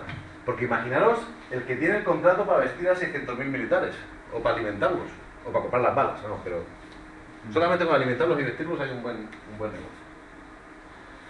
Y como decía, el control de los grupos paramilitares, que después de que fue el proceso de 2005 de desmovilización paramilitar este falso, el gobierno hizo una cosa maravillosa y es que le cambió el nombre. Oficialmente en Colombia no hay paramilitares, hay BACRIM, bandas criminales. Es un acrónimo. Entonces, cuando tú le dices al ejército, oiga, ¿y los paramilitares? Aquí no hay paramilitares. Aquí hay BACRIM. BACRIM. Son paramilitares. Tienen nombre de paramilitares, visten como paramilitares, actúan como paramilitares, pues son paramilitares. Y ya para terminar, algunas posibilidades que yo creo que se abren. Yo creo que, y además hablando con los movimientos, lo constatas, la gente no puede plantear proyectos subalternos, proyectos que subviertan el orden establecido en ninguno de los ámbitos, porque en Colombia todo el que respira es guerrillero, es decir, terrorista, porque se sigue llamando igual. Entonces, tú, oiga, que es que no tengo seguridad social en el trabajo, no, eso es terrorismo. No, es que una empresa está vertiendo residuos tóxicos en mi río y lo está contaminando, es terrorista. No, es que no han hecho consulta previa para hacer la hidroeléctrica y queremos consulta previa, terrorismo. Entonces, ahora mismo cualquiera que ejerce sus derechos en Colombia es terrorista. Para la policía, para el ejército y para el establecimiento. Parte de lo que dice un sector de la sociedad civil es, a ver, ya si firman la paz y ya no hay guerrilla, ya no podemos ser guerrilleros, seremos otra cosa, pero ya guerrilleros no seremos. Entonces hay como mucha esperanza de empezar a tejer otra vez como relaciones más normales, ¿no? O sea, en Colombia ser líder o lideresa de cualquier movimiento social o político es reducir tu esperanza de vida en 30 años, o sea, es así. Yo a veces me río aquí con los valientes actores políticos que tenemos y sociales, si tuvieran realmente, o sea, lo emocionante es ver a esta gente que tiene esa capacidad de liderazgo permanente a pesar de las condiciones, ¿no? Hay una posibilidad de articular un gran movimiento social nacional de una izquierda no armada. Ya hace 2 años hubo un paro nacional agrario, detrás del que estaba la marcha patriótica, el Congreso de los Pueblos, que fue impresionante. Consiguió parar el país por primera vez sin las armas. En Colombia hay una figura que se llama paro armado, huelga armada. Es decir, las FARC hacen una huelga por decreto. Y funciona, pero ojo que sí funciona. Pero la de hace 2 años, por primera vez el país quedó colapsado sin una sola pistola. O sea, realmente los movimientos sociales consiguieron ejercer como movimiento de una izquierda social no armada. Hay mucha esperanza de que a pesar de las diferencias y las discrepancias y demás, sí haya la posibilidad de articular, especialmente de la Colombia rural, una opción estatal. Y ahí ir a lo local, romper con el centralismo bogotano. Colombia es ultracentralista, todo lo que importa es Bogotá, el resto no existe en el planeta, Medellín y Cali como mucho, pero realmente no mucho. Entonces realmente se está apostando a un proceso de descentralización y de generar espacios locales de política local democrática. Y ahí, bueno, pues la apuesta a largo plazo es la reconfiguración política de Colombia como un Estado plurinacional, que realmente se reconozca sus diferencias. Ahora, pues no, es un país controlado por los criollos y por una élite blanca fundamentalmente. Y bueno, que esas zonas de reserva campesina fundamentalmente funcionen como campos de experimentación de economías alternas, de economías solidarias, porque otra característica que tienen las zonas de reserva campesinas es que ahí entra en suspenso el Tratado de Libre Comercio de Estados Unidos con Colombia, que ha hecho un daño terrorífico en los últimos 2 años. Un daño terrorífico. Entonces, la idea, yo creo que la apuesta de las FARC y la esperanza de alguna gente es, bueno, en esas zonas hacemos la pruebita. Ingenuamente creo yo, el siguiente paso es que como todo el mundo va a ver que es maravilloso, se va a apuntar a esto. Esto es más complicado la segunda parte, pero bueno, digamos que yo creo que es negociar con la vida. No podemos tomar el poder, no podemos hacer una reforma agraria, no podemos estar, bueno, hagamos zonas donde podemos intentar aplicar el proyecto político, planteemos un proyecto nacional de otro tipo y vamos a ver por dónde va. Y la otra parte que yo creo que es muy importante, que hay que tenerla en cuenta porque hay que desmontarla, es Uribe puso en marcha una cosa que funciona ya en 26 países de América Latina y del Caribe, que se llaman las políticas de transferencias condicionadas. No sé si las conocéis. Es decir, a los pobres yo les voy a dar dinero a cambio de una serie de cosas. Entonces, a la mujer le doy un cheque de $30 al mes, no son muchos más, 30, 40, por si a cambio me demuestra con una cartilla que está yendo a las revisiones al médico, se está haciendo la mamografía y no sé qué. Por cada hijo te doy tus $30 siempre que me demuestres que está yendo al colegio, que lo estás vacunando, que no sé cuánto. Es un programa terriblemente tutelar, o sea, muy tutelar, muy caritativo y muy clientelista, porque como no forma parte de derechos reconocidos legalmente, sino que son apoyos del gobierno, ¿qué hace el gobierno? Si no me votas, lo pierdes. Esa fue la política de Lula da Silva en Brasil. En Brasil se llaman las bolsas, ¿no? Las bolsas, las becas. Hay familias campesinas en Brasil, igual que en Colombia ahora, que han dejado de cultivar. Es mucho más rentable tener hijos.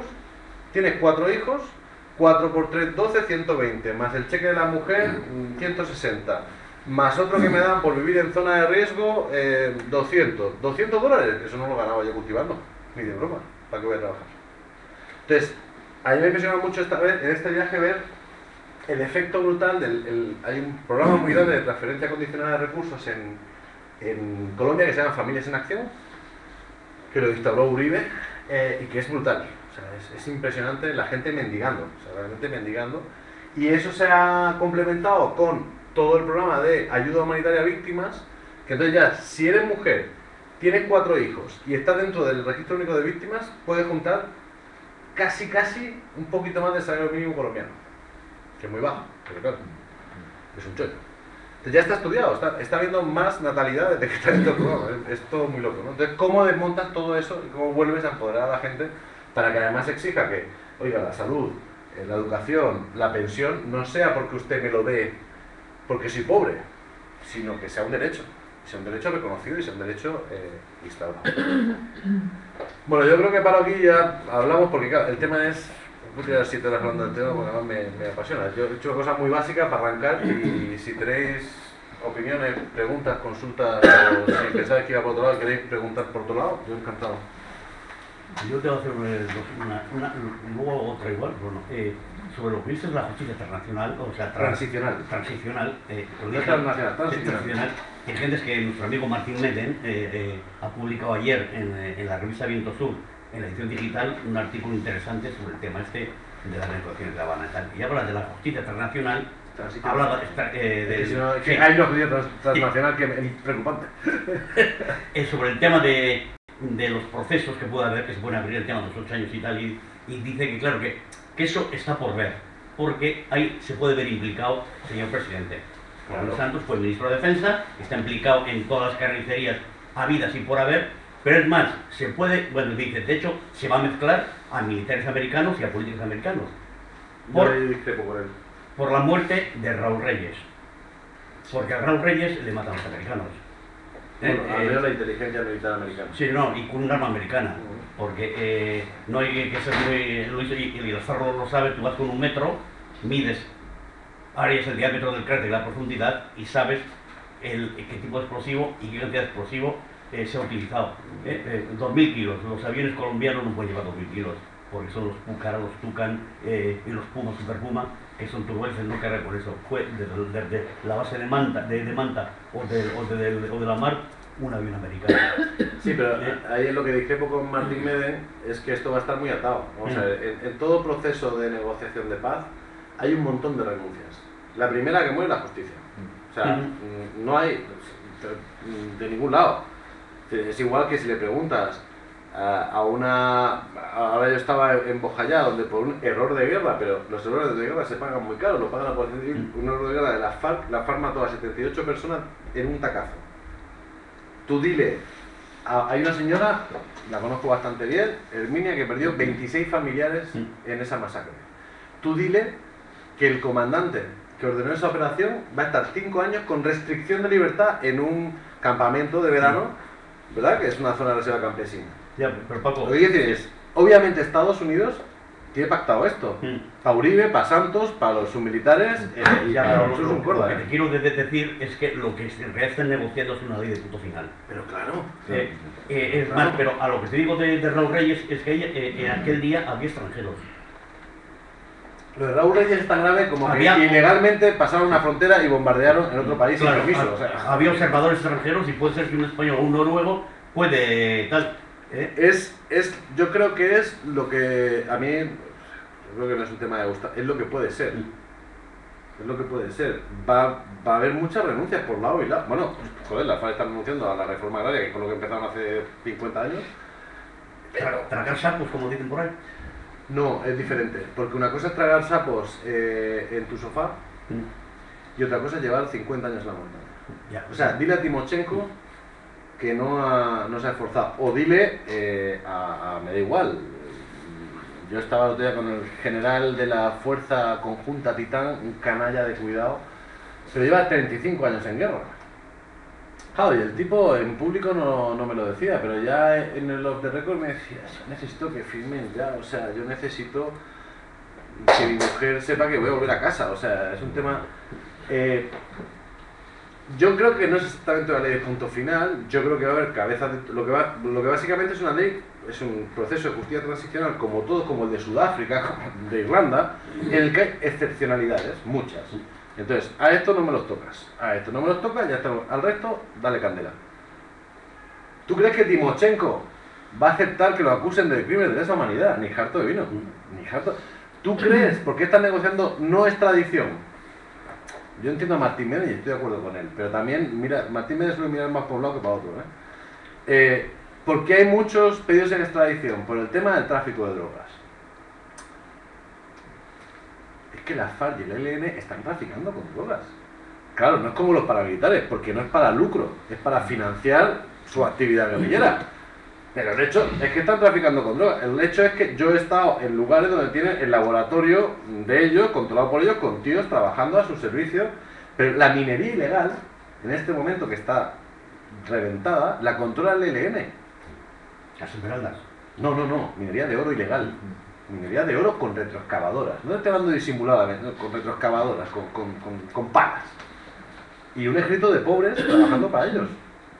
Claro, la gran diferencia con una organización criminal es que ellos no lo hacen para forrarse individualmente, lo hacen para financiar su guerrilla.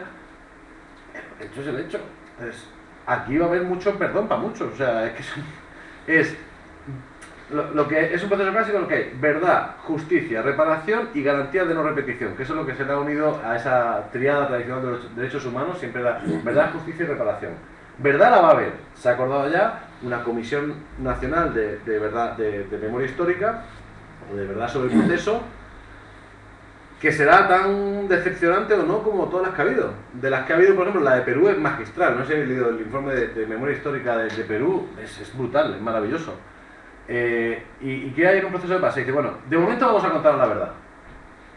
La FARC ahí están tranquilas y el ELN, porque la propia ONU dice, es que creo que a la guerrilla le atribuye como el 14% de las muertes violentas en el conflicto. O sea, lo que pasó en El Salvador, lo que pasó en Guatemala, o sea, en eso están tranquilos. Vamos a contarnos la verdad. No vamos a juzgar la verdad. Eso no se ha hecho ni en El Salvador, ni en Guatemala, ni en Irlanda, no. La diferencia es, vamos a hacer un proceso de justicia transicional para que todo el mundo se quede más o menos tranquilo. Y ya. Es que no... Otra cosa, Francisco. Gracias por lo de Francisco. Has dicho que ¿De no me voy a tragar el sapo? en la mesa negociadora hay un americano, eso Sí, ya claro, lo sé claro. exactamente, pero Sí. por parte de los colombianos, pero por la parte, digo, por Ah, parte mezclado de con los dos. sí, pero por la parte de las FARC hay un español. Hay un español que cabeza de lista de Ahora en Común Izquierda Unida Madrid, Enrique Sí. Santiago. Que es, ¿quién? Enrique Santiago, Enrique digo ya Santiago. público, sí, No, es que- le llaman el abogado de la FARC en Colombia. Es que las FARC tiene un despacho aquí. ¿Tú qué sabes del despacho del abogado de la FARC? Vamos a ver, Enrique Santiago no está por el despacho de la FARC aquí. La FARC tiene un despacho aquí, en Panamá, en Maguncia, en Alemania. O sea, tiene una experiencia del carajo, igual que el ELN. Antonio García, jefe militar de la FARC, vive en España desde hace 10 años. Y desde aquí diseña las operaciones. Pero el jefe político del ELN vive en Alemania. Esto es como es.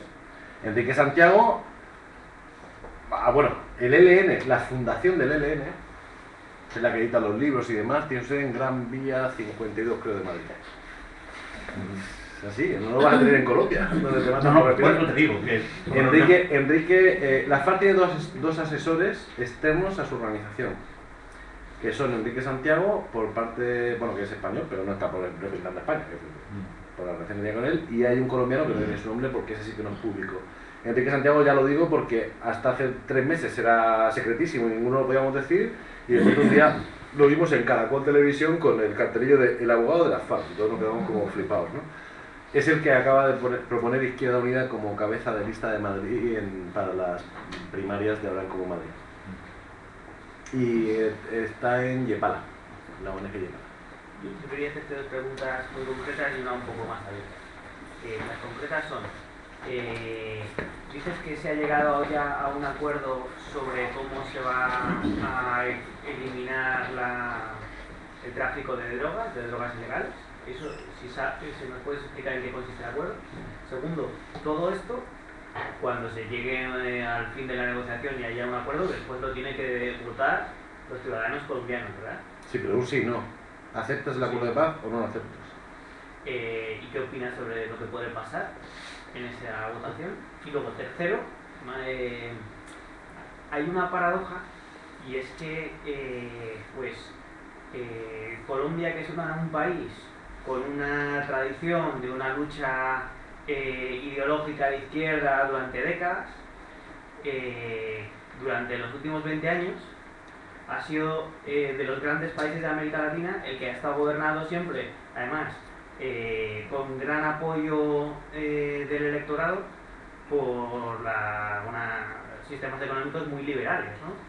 Entonces, Por llamarlo de alguna manera. algo que no ha ocurrido en el resto de los países latinoamericanos. Entonces, ¿a qué se debe esa paradoja? A ver, lo primero, el tema del narco. Se sabe lo que se sabe, no se saben los detalles.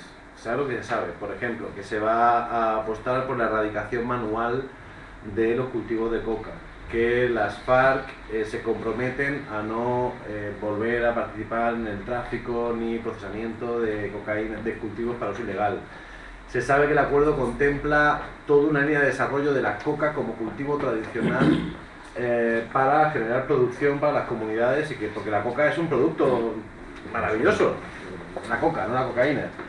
Se sabe que el gobierno se compromete a reforzar los controles de la importación de precursores químicos. Ese era el negocio de Uribe, por cierto. Uribe se hizo millonario importando precursores químicos para el procesamiento de coca. Se saben esos detalles, pero son pocos.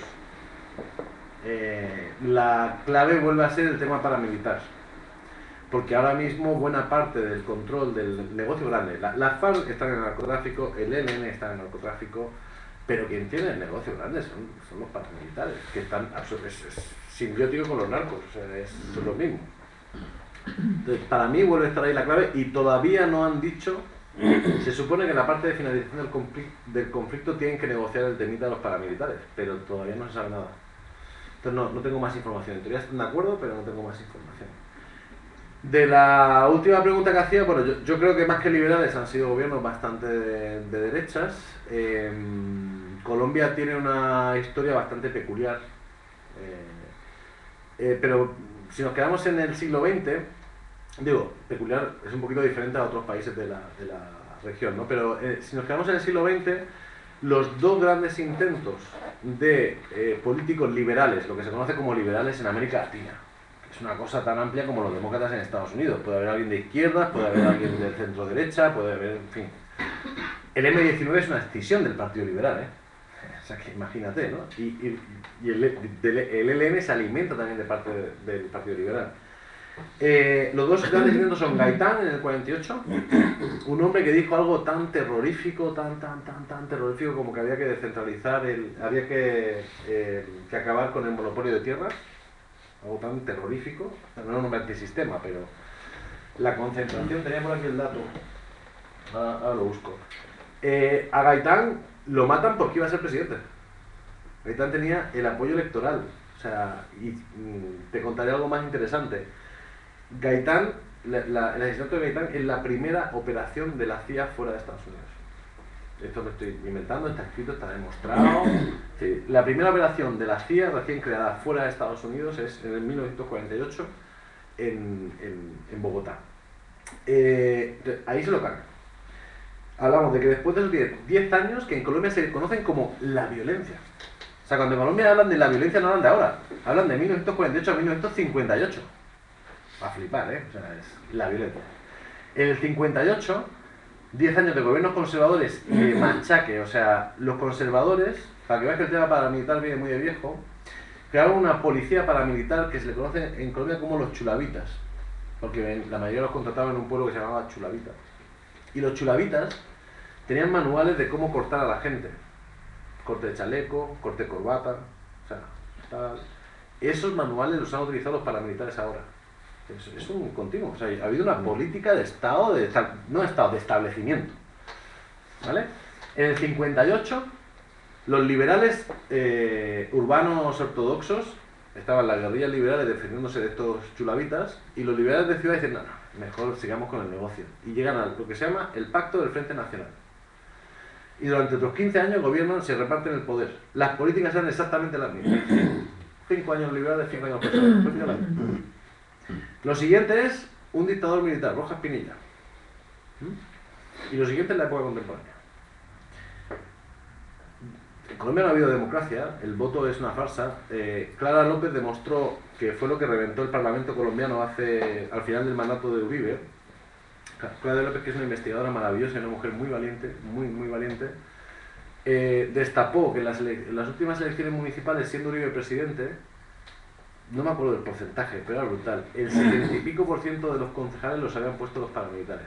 Con un estudio muy sencillo, porque son torpes además, como están tan seguros de la impunidad. En los pueblos salía, este candidato ha salido con el 87% de los votos, este otro con el 82%, este con el 95%. Es imposible. Todos ganaban por encima del 80% de los votos. Y cuando hacías el mapa, te das cuenta, 90 diputados del Congreso colombiano están o en la cárcel o encausados por paramilitarismo, o por financiación del paramilitarismo. En los años 2000. Yo creo que hay un continuo, no se puede mirar como ¿qué ha pasado? Bueno, pues que realmente el establecimiento colombiano ha sido muy reaccionario, ha sido muy, aquí digamos, muy facha. Segundo, hay un negocio inmenso, es que quiero ver si encuentro el dato y te lo doy porque es bien interesante. El porcentaje de concentración de tierra hoy todavía en Colombia es brutal. En un país extremadamente pobre, se habla muy poco de la pobreza de Colombia, pero realmente es que es tremenda. Fíjate, los propietarios de propiedades por encima de 200 hectáreas solamente son el 13% de todos los propietarios del país. Pero si vamos a... Es que tengo un dato... A ver si lo tengo... Sí, en los últimos 20 años el conflicto, o sea, fundamentalmente los paramilitares que responden a alguien, los paramilitares no son una banda de zumbados, tienen una dirección, han despojado de más de 6,5 millones de hectáreas a campesinos. Por eso hablaba de contrarreforma agraria. Entonces realmente ha habido todo un proyecto del establecimiento colombiano de control del país, que ¿cómo funcionaba? La lógica del gamonal, de la colonia. No sé si habéis oído alguna vez la expresión del gamonal, ¿no? Es decir, en la capital están los dueños de las tierras y en los territorios tienes a los gamonales, que son como los gerentes, que son los que tienen vía libre para hacer lo que quieran, contratar paramilitares, asesinar campesinos, lo que sea. Eso es lo que ha funcionado, que sigue funcionando. Esa ha sido la guerra en Colombia siempre. El origen de las FARC no es comunista, es liberal. Es liberal, son las guerrillas liberales.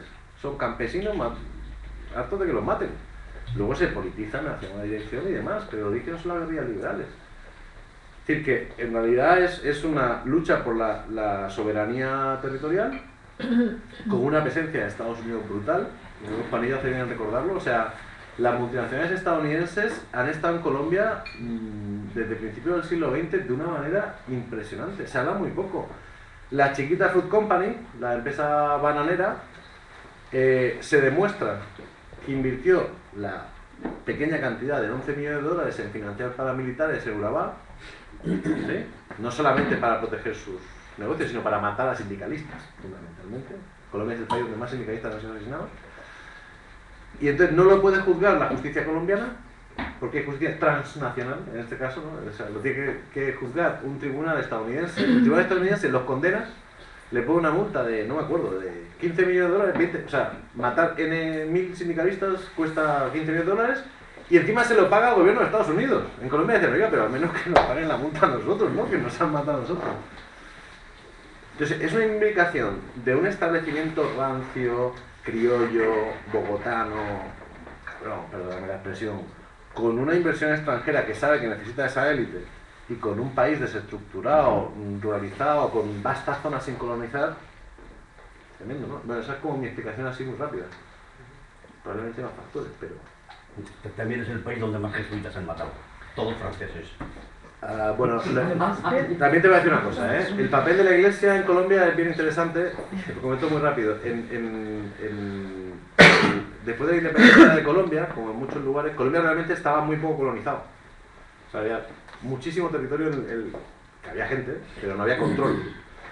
Y hay un concordato que firma el gobierno colombiano con la Iglesia Católica. Yo, la fecha ahora mismo se me va, pero que es 1912, 1914. Por ahí es un convenio en el que le entrega a la Iglesia Católica, lo firma con el Vaticano, buena parte del país. Le dice, mire, nosotros no, este es un estado recién creado, pequeñito, no tenemos capacidad, colonice usted.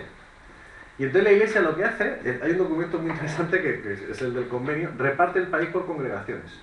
Esto para los jesuitas, esto para los dominicos, esto para los claretianos, esto tal. Las perrerías que hicieron tienen nombre, tienen nombre, ¿no? Ahora me contaban, os lo cuento, me parece muy divertido, me contaba un amigo sacerdote, teólogo de la liberación y tal, pero sacerdote, que van a negociar con la FARC hace un año y medio, a decirle, oiga, dejen de reclutar niños y tal, ¿no? Joder, no sean canallas y no sé qué, y entonces empieza el tira y floja de la edad, ¿no? Y entonces los curas dicen, no, pues, mayor de 18 años, y la FARC dice, no, lo máximo que nos podemos comprometer es a mayor de 14 años. No, hombre, pero esos son niños, no, aquí en el campo un chaval de 14 años no es niño, cosa que es cierta, son paridas a las niñas y los chicos son padres de familia. Y los curas presionando, no, que 18, tal. Y entonces dice que el comandante, no diré el nombre, porque, bueno, sí, porque lo puedo decir que lo mataron hace 4 meses de Cerro. El comandante le dice, padre, deje, voy a decir literalmente lo que dijo, deje de joderme. Ustedes reclutan bastante menores que nosotros para los seminarios. Y este cura me hacía una reflexión muy interesante a propósito de esto, porque decía, es que yo entiendo que las FARC tienen que negociar, porque es como si a nosotros, hoy el Estado colombiano fuera ateo, fuera agnóstico o fuera no católico, nos dijera, oiga, ustedes llevan 100 años haciendo desmanes aquí, ¿no? Negociemos su salida. Nosotros no nos podríamos ir, teníamos que decir, bueno, ¿qué convento nos deja? Este cura me decía, todos los conventos son robados. Todas las tierras nos han regalado. Entonces teníamos que negociar, ¿no? Pues, pero me parecía bonito ese paralelismo, ¿no? Ese como, oye, ustedes también reclutan y también es para razones ideológicas, así que no molesten, ¿no? No, a propósito de es que parece que os habéis reído, pero la Compañía de Jesús en Colombia es la organización político, militar y religiosa que más ha luchado por la justicia social en Colombia. Vale, eso es una y la que más bajas ha tenido. Además, Camilo Torres era jesuita. No, Camilo Torres no era jesuita, era diocesano, coño. Bueno, con jesuitas... No, era... Venía de Lovaina. Que no, formado... El Lovaina hizo un máster, formado en el seminario diocesano de Bogotá. Te paso la biografía. Camilo Torres no era jesuita, era un cura diocesano y los jesuitas han puesto mucha gente como los claretianos y tal, que han hecho mucho papel, pero cuidado. Camilo Torres era cura de la Iglesia Católica Diocesana. No de ninguna orden. Bueno, yo como leí lo del tema del Pero lo vaina máster de haciendo Lovaina, un máster. Nada más. Pero digo, claro que no. Camilo, de hecho, su gran choque con la Iglesia fue porque él quería seguir siendo de la Iglesia oficial y no quería ser de una orden y demás, ¿no? Él tenía sueño de ser de una orden francesa, se olvida el nombre, es que no era jesuita, es que era otra orden, una orden como muy progresista y tal, de nuevo. Bueno, si hay alguna opinión. Yo no sé, o sea, porque estaban saliendo, hubo como mucha alegría con el tema de lo que se había avanzado ahora con el acuerdo de paz, pero como que seguido, o en los mismos días, fue lo de Feliciano Valencia, lo de este líder indígena, y hubo como mucha gente, o sea, yo por lo que pude ver, que había tenido como el subidón y en ese momento hizo así, o sea, como una caída de golpe, como qué está pasando en paralelo a esto. Igual era lo que decías del tema de que todavía se maneja el concepto de terroristas, cualquier persona que se esté movilizando. Sí, el ejército además, ten en cuenta que el ejército, aunque también el ejército tiene un representante en la mesa de negociación, pero son militares en reserva, como generales en reserva, el ejército no se cree esto todavía. O sea, yo, cuando te decía, estuve con un general de altísimo rango, con 8.000 hombres a su orden, y yo le dije, bueno, pero entonces han bajado, ¿no?, para poder negociar. Dijo, no, mis órdenes es acabar con ellos y voy a acabar con ellos. Y con ellos es con todo el mundo, que pobladores, tal, ¿no? No, es que la guerra está durísima. También es normal antes de un acuerdo de paz, casi siempre hay un incremento de la confrontación bélica. Eso es bastante habitual. Y además, para cambiar el chip del establecimiento militar y económico y político colombiano de que un actor social no es un guerrillero, va a costar años. O sea, es que está muy interiorizado. Y no sé si le habéis respondido, es que no estaba escuchando, pero el tema de lo que se vaya a votar en el referéndum que se supone que va a ser sí o no. Eso, pero quiero decir que no está movilizándose también la ciudadanía como para que después haya un proceso constituyente o alguna cosa. Yo la sensación que he tenido es que la ciudadanía no está movilizada, igual que aquí tampoco está. O sea, a ver, el día que se anunció este acuerdo y fue Santos a saludarse con Timochenko, estábamos emocionados 5. Yo estaba estábamos viendo la locución del presidente de Ira de Timochenko en un restaurante con el televisor ahí, y al lado que teníamos la mesa celebrando el cumpleaños y nadie miraba. Entonces pedimos que nos subieran el volumen y se molestaron porque subieron el volumen. Es decir, que la mayoría del país pasa, bueno, no se lo cree, porque es que mira que en la lista que he hecho de procesos y he mostrado solo algunos. La mayoría de la gente no confía en el gobierno, la mayoría de la gente no confía en las FARC, la mayoría de la gente no confía en nada. Hay gente politizada, hay gente activa en movimientos sociales que claro que es consciente de la importancia, claro que se ha alegrado. Pero yo no hay entusiasmo, ¿eh? Tú no pudiste ver ni una imagen de gente celebrando en la calle. O sea, en buena lógica tú dirías, José, ¿no? Se anuncia por fin tal, pues la gente saldría a celebrar. No, que va. Ahí la confianza es brutal.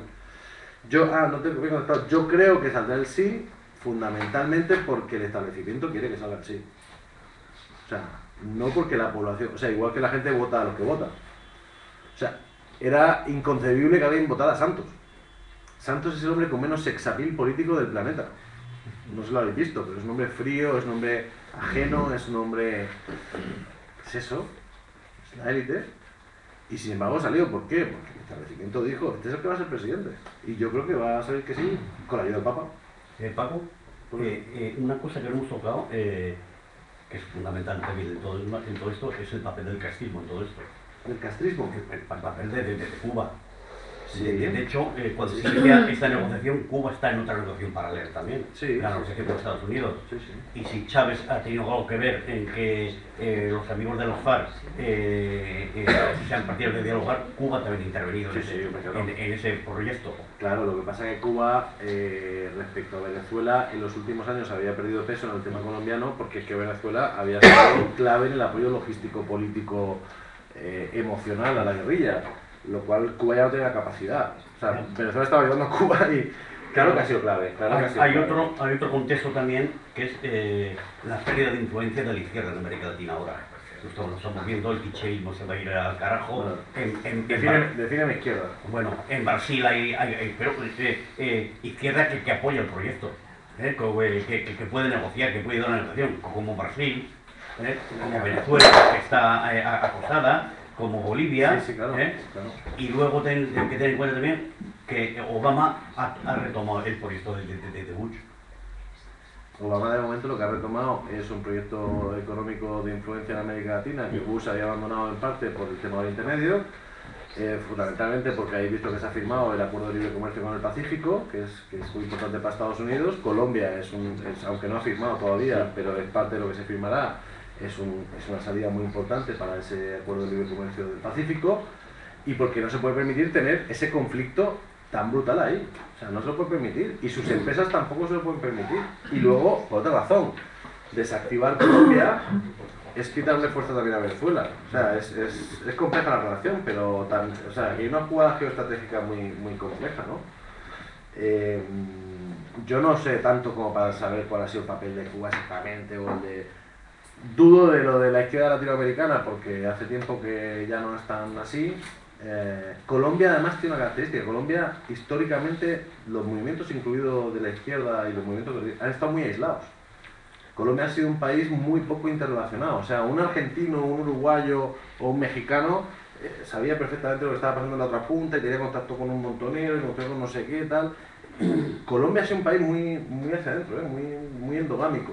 Incluso es un país con muy poca migración externa, ni siquiera latinoamericana, es un país de colombianos. Con Venezuela lo que pasa es que hay una relación histórica muy fuerte. De hecho, hay como 5 millones de colombianos viviendo en Venezuela. Y luego, claro, el papel de Venezuela cuando la FARC, el ELN y demás guerrillas se quedan sin oxígeno, caída del muro, Libia no sé qué, tal. De hecho, por eso entran al narcotráfico. O sea, entran al negocio ilegal porque es que ya no llega ayuda de fuera, ya no hay manera de oxigenarse, ya no llegan armas, ya no sé qué, ¿no? Tienen que entrar al mercado. Entonces, el único país cuando surge el proceso bolivariano, el único país que podía realmente apoyar los procesos era Venezuela, ¿no? Cuba sí, Cuba, porque además tú sabes que emocionalmente y políticamente para América Latina es muy importante para la izquierda latinoamericana, ¿no? Pero yo creo que ha sido mucho más...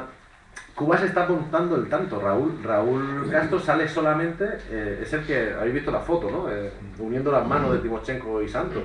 O sea, Raúl se pegó ahí un fotón de cuidado. Habiendo tenido un papel, claro que lo han tenido.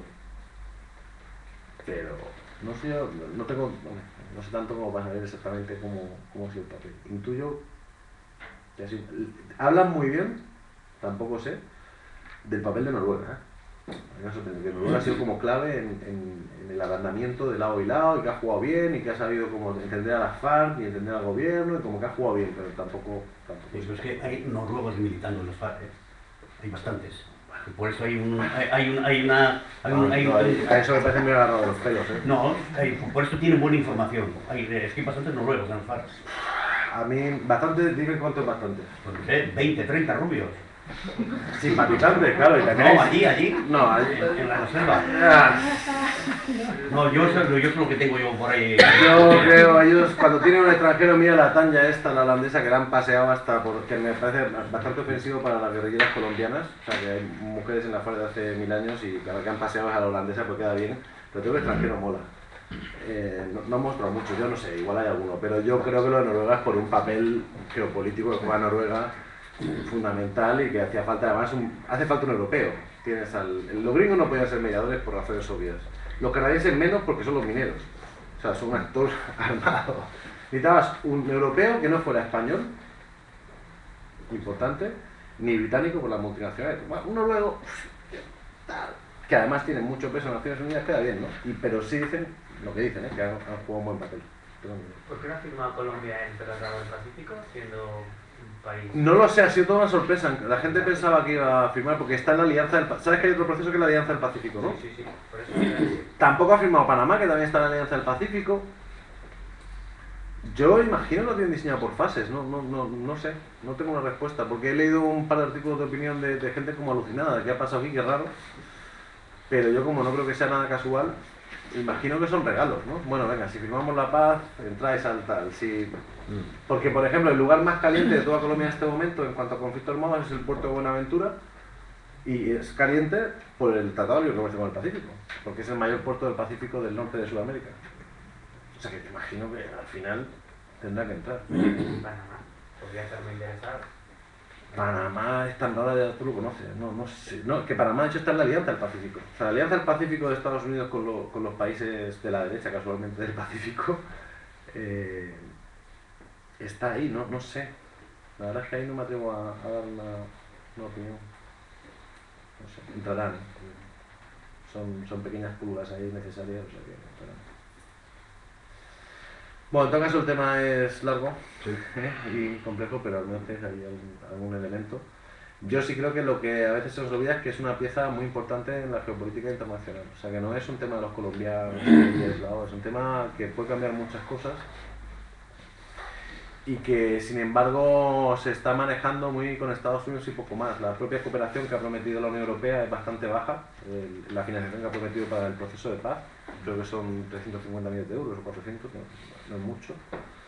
Ahí parece que hay una pelea. España está tratando la ECID y estas cosas de como de ser la gran canalizadora de ayuda europea, pero hablando hace poco de la embajada suiza, me decía, estaba como sorprendido, como que Europa estaba dejando la cosa a Estados Unidos y tampoco estaba jugando un papel muy importante. Pero sí es cierto que para la región van a cambiar muchas cosas. Es como bien importante si se llega a acuerdo y luego si el proceso arranca, porque yo por eso digo es un final para que empiece un inicio, ¿no? Porque realmente el acuerdo es solamente un primer paso para intentar que ocurra algo. Bueno, pues muchas gracias.